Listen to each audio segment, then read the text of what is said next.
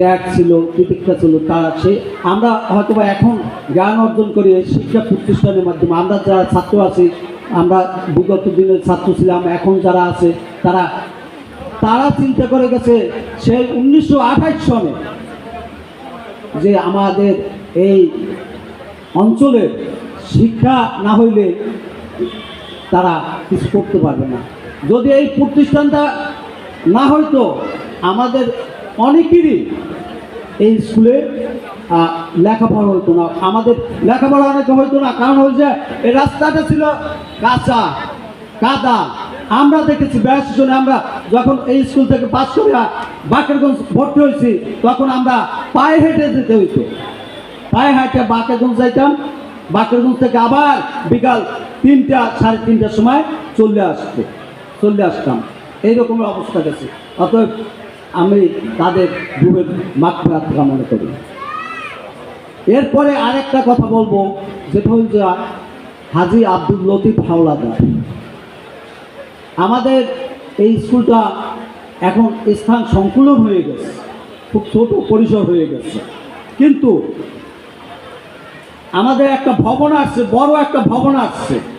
সেই ভবনটা এ জায়গায় সংকুলন হয় না, যার জন্য জায়গার প্রয়োজন ছিল। তারা চিন্তা করে গেছে, আমরা তো এখন চিন্তা করে বর্তমান, তারা ভবিষ্যতে চিন্তা করে গেছে। হাজী আব্দুল লতিফ হাওলাদার নামে বিশ্বাস বাড়ি আছে, এই বিশ্বাস নামটা আমার মনে নেই। সেই জায়গা তার জায়গা ছিল মোহাম্মদ সত্তার বিশ্বাস সাহেবের ওই বাড়ির ওই জায়গা বিক্রি, তাদের কাছে বিক্রি করে আব্দুল লতিফ হাওলাদার এই কামারখালীতে যে এখন নূতন ভবন হইতেছে, সেই ভবনের জায়গা সে ক্রয় করে দিয়েছিল। আমি শ্রদ্ধাভাবে স্মরণ করছি আমার বড় ভাই এবং এই স্কুলের প্রাক্তন প্রধান শিক্ষক হাজী আব্দুল মান্নান সাহেবকে, তার রূহের মাগফিরাত কামনা করি।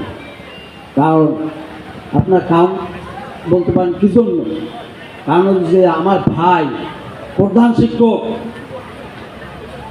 আমার কথাই বলে, আমি যখন 9-এ পড়ি আমাকে একদিন বাইর করে দিয়েছিল। পরীক্ষার সময় আমাকে বাইর করে দিয়েছে, আমি টাকা দিতে পারি নাই। আমি যাইয়া স্কুলের লাইব্রেরিতে বললাম, স্যার আমি টাকা দিতে পারি নাই, আমি কালকে টাকা